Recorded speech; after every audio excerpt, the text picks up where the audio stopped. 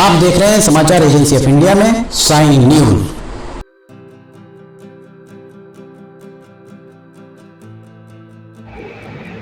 नमस्कार दोस्तों, समाचार एजेंसी ऑफ इंडिया की साइन न्यूज में लिमटी की लालटेन के 509वें एपिसोड में एक बार फिर आपका स्वागत है। काफी लंबे समय के बाद देश विदेश की चर्चाएं, देश विदेश के जो मामले हैं उन पर हम चर्चा कर रहे हैं। फिलहाल हाल ही में एनसीईआरटी के द्वारा कुछ पाठ्यक्रमों में बदलाव किया गया है। शिक्षा विभाग को लेकर आखिर कब तक होते रहेंगे देश में प्रयोग, रोजगार परक और बदलते दौर के अनुसार क्यों नहीं बनाई जा रही हैं शिक्षा की नीतियां, इस बारे में चर्चा आज हम करने जा रहे हैं। देश में शिक्षा को लेकर जितने प्रयोग किए गए हैं उतने शायद किसी अन्य विभाग में किए गए हों, याद नहीं पड़ता इस तरह का। हाल ही में national council of education research and training NCERT के द्वारा 6वीं कक्षा से 12वीं कक्षा तक के पाठ्यक्रम में बदलाव किए गए हैं। समय समय पर बदलाव किए जाना अवश्यंभावी है। बदलते दौर को देखते हुए इनमें बदलाव की आवश्यकता महसूस होती है। बदलाव होना चाहिए, किंतु ये बदलाव इस तरह होना चाहिए कि इससे रोजगार के मार्ग प्रशस्त हो सके, सामाजिक जो ढांचा है उस ढांचे में कहीं ना कहीं स्थिरता आ सके। शिक्षा का पूरा मसला नियंत्रित होता है मानव संसाधन विकास मंत्रालय से। पता नहीं रोजगार परक शिक्षा नीति बनाने में हुक्मरानों को क्या परेशानी है। 80 के दशक के उपरांत शिक्षा नीतियों में हुए परिवर्तनों पर अगर आप नजर डालें तो शिक्षा नीतियां कहीं ना कहीं सरकार, जिसकी सरकार होती है, सरकार में काबिज दलों के एजेंडे से परोक्ष तौर पर प्रभावित होती दिखाई देती आई है। कभी किसी एचआरडी मिनिस्टर के द्वारा का बयान आता है कि शिक्षा से हिंसा को दूर करना। किस तरीके की हिंसा दूर करना चाहते हैं पता नहीं, तो कोई इतिहास को तोड़ मरोड़ कर पेश करने की बात कहता है। कुल मिलाकर सियासी नफा नुकसान को ही के आधार पर ही शिक्षा में परिवर्तन किए जाते रहे हैं। सरकारी जो नफा नुकसान है उसी पर आधारित होती रही है शिक्षा में इन नीतियों में परिवर्तन। 2014 में नरेंद्र मोदी के नेतृत्व में एनडीए सरकार सत्ता में आई और 2014 से 2023 तक ये तीसरा बदलाव आप देख रहे होंगे।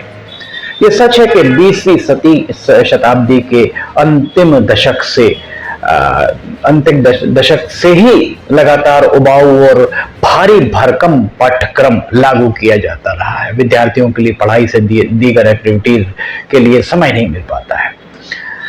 आज बच्चे मोहल्ले में खेलते हुए नहीं दिखते। सुबह और शाम मैदानों में क्रिकेट, हॉकी, फुटबॉल, बैडमिंटन, खिप्पड़, नमक एक तरह का खेल हुआ करता था। खो खो आदि, गिल्ली डंडा, इस तरीके के खेल आज खेलते आपको बच्चे दिखाई नहीं देंगे। शालाओं में जितना खेल हो गया सो हो गया, उसके अलावा इधर कोई खेल की एक्टिविटीज बच्चों की दिखाई नहीं देती है। आज विद्यार्थियों को प्रोजेक्ट और असाइनमेंट का बोझ है। इसके अलावा उन्हें बहुत ज्यादा कोर्स पाठ्यक्रम से लाद दिया गया है।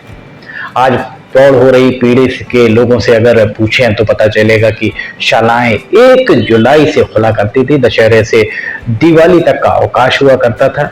सर्दी में बड़े दिन का अवकाश 25 से 31 दिसंबर तक हुआ करता था। मार्च के अंत तक या अप्रैल मध्य तक परीक्षाएं हो जाती थी और 30 अप्रैल को परीक्षा परिणाम घोषित हो जाते थे। अप्रैल और उसके बाद मई और जून 2 माह पूरी छुट्टी, पूरा आराम। बच्चे नाना, दादा, बाबा, मामा इनके घर जाया करते थे। आज क्या हो रहा है? शालाएं आरंभ हो रही हैं 1 अप्रैल से। आप देखिए, शैक्षणिक सत्र 1 अप्रैल से आरंभ हो जाता है। इसके बाद 15 मई से 15 जून तक अवकाश, सिर्फ 1 महीने का अवकाश। दिवाली और दशहरे पर जो अवकाश होता है वो अवकाश भी महज 1 या 2 दिन का होता है। शीतकालीन अवकाश में भी कटौती की गई है।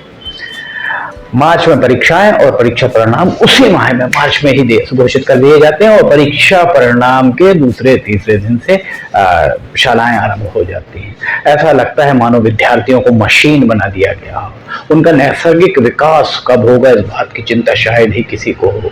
कोर्स में बदलाव के लिए बाकायदा समितियां गठित होती, एक्सपर्ट कमेटी दिल्ली के वातानुकूलित कक्षों में बैठकर जमीनी स्तर पर क्या होना चाहिए इसके निर्णय लेती है। कितने आश्चर्य की बात है, जबकि निर्णय जमीनी स्तर की हकीकत देखकर होना चाहिए।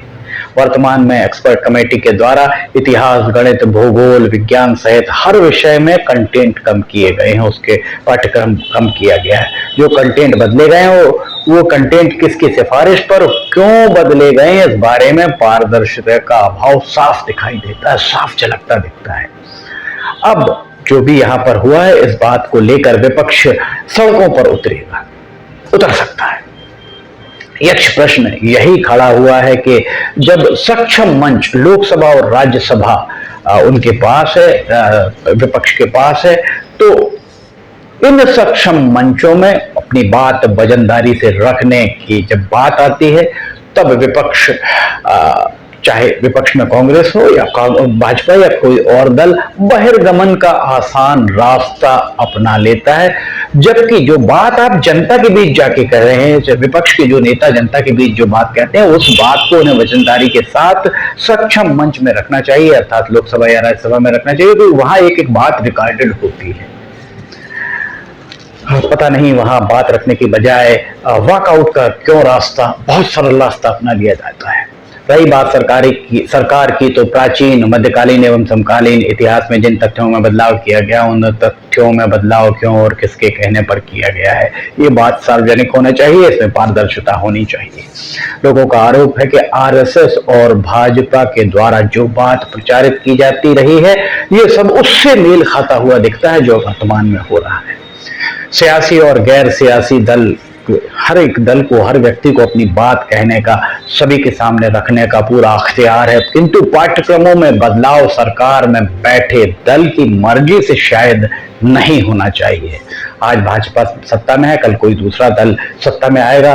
कुछ साल पहले, अगर एक दशक छोड़ दें तो एक दशक पहले कांग्रेस सत्ता में थी। अगर भाजपा की मर्जी से बदलाव हो रहा है तो आने वाले समय में दूसरे की दल की मर्जी से बदलाव होगा। इसके लिए कानून बनाया जाना चाहिए। इस तरह क्या विद्यार्थियों के साथ खिलवाड़ नहीं किया जा रहा है? अगर आखिर कब तक सियासी नुमाइंदे विद्यार्थियों के भविष्य के साथ खिलवाड़ करते रहेंगे? आखिर क्या वजह है कि नैतिकता, मानव जरूरतों, सामाजिक समरसता, रोजगार पर आधारित शिक्षा नीति या पाठ्यक्रम क्यों तैयार नहीं किए जाते? इसकी क्या वजह है?